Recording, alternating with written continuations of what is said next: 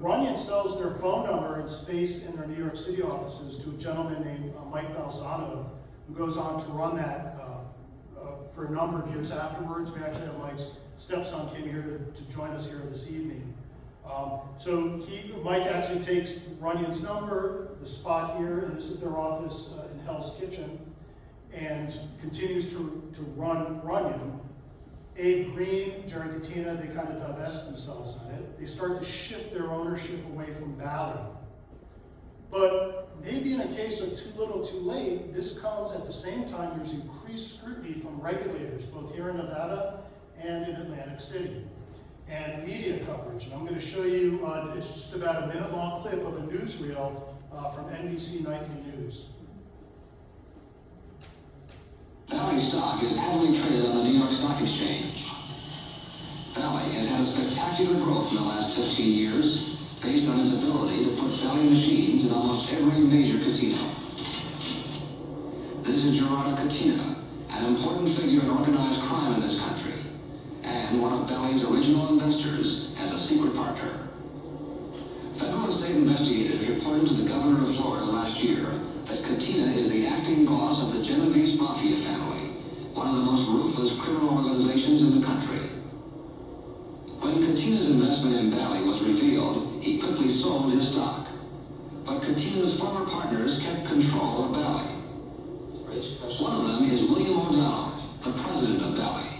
He says Catena had nothing to do with Bally's success, and that Bally no longer has any ties to the mob.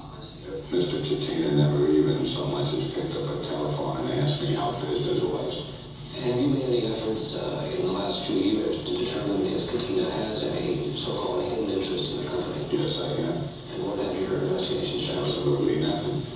No interest at all? No interest whatsoever. But law enforcement investigators in a number of states are asking questions about Catena's relationship with this man, Sam Klein, one of the original investors with Catena in Bally, and still one of Bally's biggest stockholders.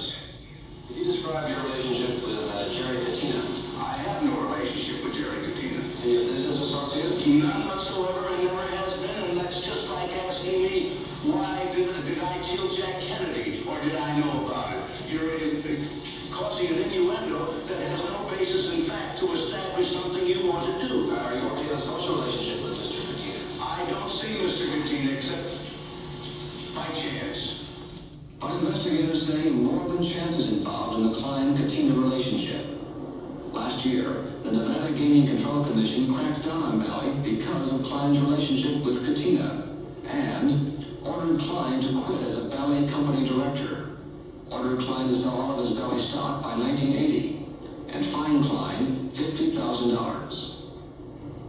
The Nevada action was based in part on this intelligence report from the police in Boca Raton, Florida, where both Klein and Catena live. The report states that Catena and Klein were in the same golf foursome, and that Mr. Catena was the guest of Mr. Klein. Klein says the Nevada action was unfair, but he has paid the $50,000 fine and quit the company's board of directors. I hit that a little too soon, but that's where it ends. So, two interesting things about that interview with Klein. The Kennedy thing, where did that come from? Are you suddenly, getting very defensive about Jack Kennedy there? But again, the funny thing is he said he never met Catena. Not only was there that report that he played golf with him, but about a week after that interview, Chris Franzblau, who was Catena's attorney, I interviewed him. He said, "Oh yeah, we all went out to play golf, and Sam Klein was in that." So yeah, Sam Klein definitely knew Catena, and so did Bill O'Donnell. But when NBC News is shoving a microphone in your face, you're probably going to deny it.